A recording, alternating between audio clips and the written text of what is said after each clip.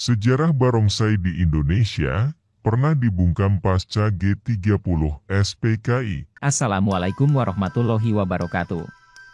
Selamat datang di channel YouTube Alur Kehidupan. Pada segmen kelam kali ini, kami akan membahas mengenai sejarah barongsai di Indonesia, pernah dibungkam pasca G30 SPKI.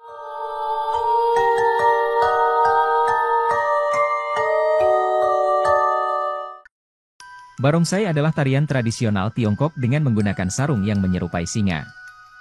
Berdasarkan kepercayaan masyarakat Tionghoa, singa dianggap sebagai simbol keberanian, kekuatan, kebijakan dan keunggulan.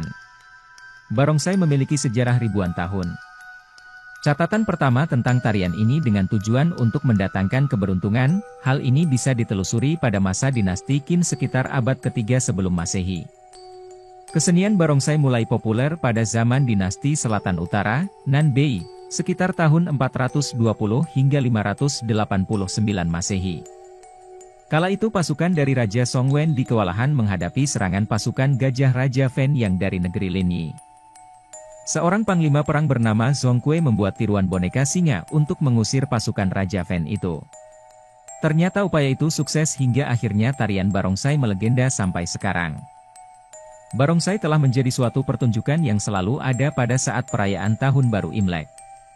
Tarian singa terdiri dari dua jenis, yakni singa utara yang memiliki surai ikal dan berkaki empat, serta singa selatan yang bersisik dan bertanduk.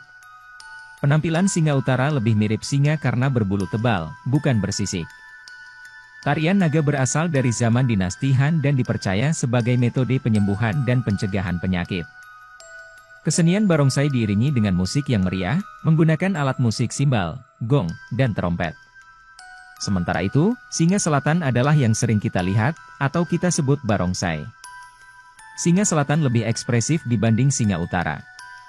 Kerangka kepala singa selatan dibuat dari bambu, lalu ditempeli kertas, lalu dilukis, dan ditempeli bulu dan dihias. Singa selatan memiliki berbagai macam jenis. Singa yang memiliki tanduk lancip, mulut seperti kucing, dada yang tinggi, dan ekor yang lebih panjang disebut futsan. Juga disebut evoshan atau fatsan. Sedangkan singa yang memiliki mulut moncong ke depan, tanduk yang tidak lancip, dan ekor yang lebih kecil disebut hoksan. Keduanya diambil dari nama tempat di Tiongkok. Barongsai dimainkan di beberapa tempat. Barongsai yang dimainkan di lantai atau papan disebut barongsai tradisional, barongsai yang dimainkan di atas tonggak disebut barongsai tonggak. Kesenian barongsai diperkirakan masuk di Indonesia pada abad 17, ketika terjadi migrasi besar dari Tiongkok Selatan. Barongsai di Indonesia semakin marak ketika zaman perkumpulan Tionghoa Hwekoan. Setiap perkumpulan Tionghoa Hwekoan di berbagai daerah di Indonesia hampir dipastikan memiliki sebuah perkumpulan barongsai. Perkembangan barongsai kemudian berhenti pada tahun 1965 setelah meletusnya gerakan 30 SPKI. Karena situasi politik pada waktu itu, segala macam bentuk kebudayaan Tionghoa di Indonesia dibungkam. Barongsai dimusnahkan dan tidak boleh dimainkan lagi. Perubahan situasi politik yang terjadi di Indonesia setelah tahun 1998 membangkitkan kembali kesenian barongsai dan kebudayaan Tionghoa lainnya. Banyak perkumpulan barongsai kembali bermunculan. Berbeda dengan zaman dahulu, sekarang tak hanya kaum muda Tionghoa yang memainkan barongsai, tetapi banyak pula kaum muda pribumi Indonesia yang ikut serta. Pada zaman pemerintahan Soeharto, barongsai sempat tidak diizinkan untuk dimainkan. Satu-satunya tempat di Indonesia yang bisa menampilkan barongsai secara besar-besaran adalah di kota Semarang, tepatnya di Panggung Besar Kelenteng Sempookong atau dikenal juga dengan Kelenteng Gedong Batu.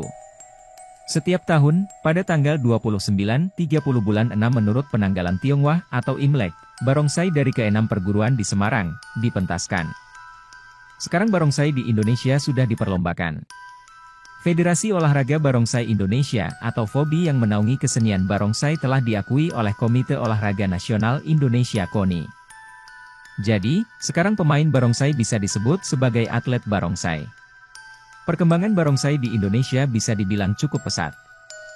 Bahkan tim barongsai Indonesia juga dapat mengalahkan tim barongsai dari Tiongkok yang sudah ribuan tahun lebih dahulu mempelajari barongsai.